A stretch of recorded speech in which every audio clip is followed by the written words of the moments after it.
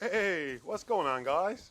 Welcome back for another Rust Console Edition PlayStation 5 video.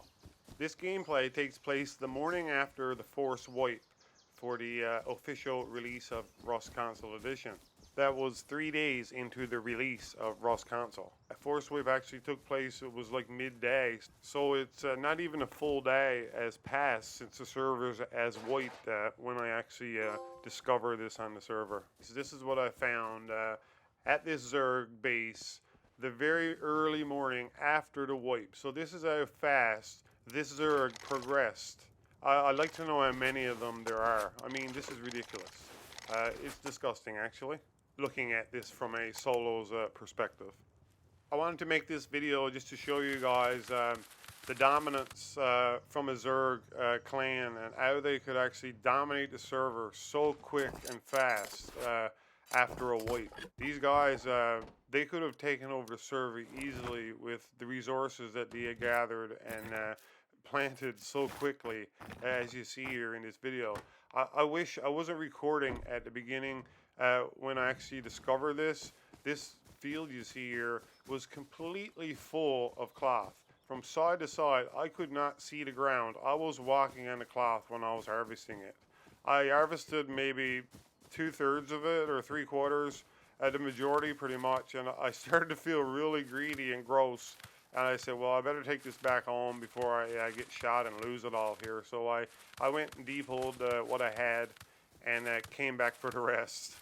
I mean, I couldn't leave this for this Zerg. That if they had all this cloth, how much faster would they have progressed the following morning? This was only the second morning of the wipe. The Zerg clan could have used this cloth for many of things, armor and crossies. They could have used it to craft explosives as well for satchels and different things. So the cloth could have been used for quite a few things, such as meds, which would have been very big for their PvP and gunfighting and stuff like that. And so I had to take it. It just had to be done. And who plants this much cloth and doesn't try to protect it in any way? I mean, I know it's early and you maybe don't have high walls yet, but why wouldn't you wait a day and until you get your base, completed and you had a compound built? They probably had so much other resources and seeds to plant more that they just didn't care. They were such a large group, but I'm not completely sure of all the details. But I know this is no place for a solo or dual team to exist. I had no use for all this cloth. You can't sell the cloth or trade it. Only thing currently you can trade for is rope. I crafted a whole bunch of meds and sold them in my shop for dirt cheap, and I actually listed almost all the cloth in my shop as well for really cheap. I was hoping the Zerg was actually going to see this and come after me, and just for some fun, but they didn't. Maybe they weren't so clever. I'm not sure. Every time I went to outposts, I would take 500 cloth or more with me, and I would just be giving it away to random guys because what was I going to do with all this cloth? This is a perfect example, if I ever seen one, of how important it is that we actually get custom private servers in Rust Console. I mean, we need these servers so we can enjoy this game more, and solo, duo, and trio teams, smaller teams, can actually play this game and compete and have fun. You know what I mean? Being on a server with these Zergs and clans, there's a place and a time for everything, I think. But you're not going to have fun on these servers the same way as you will on a custom server where you can set your own rules and determine the team sizes and other things as well that will be beneficial. And maybe your harvesting rate you could increase and make it a 2 times server, for example. Those things, but. I mean, you're just not going to have the same fun.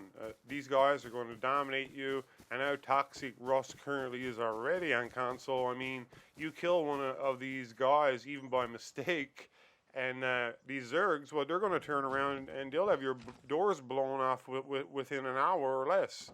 So it's just not going to be practical or fun, I don't think, to play a whole lot on these servers with the Zergs because they're going to dominate immediately. You just can't compete with the teams of those sizes. They're just going to win by numbers no matter what, pretty much. I mean, I don't mind playing with them and having some fun and all that good stuff, but in the end, they're just going to come and run you over.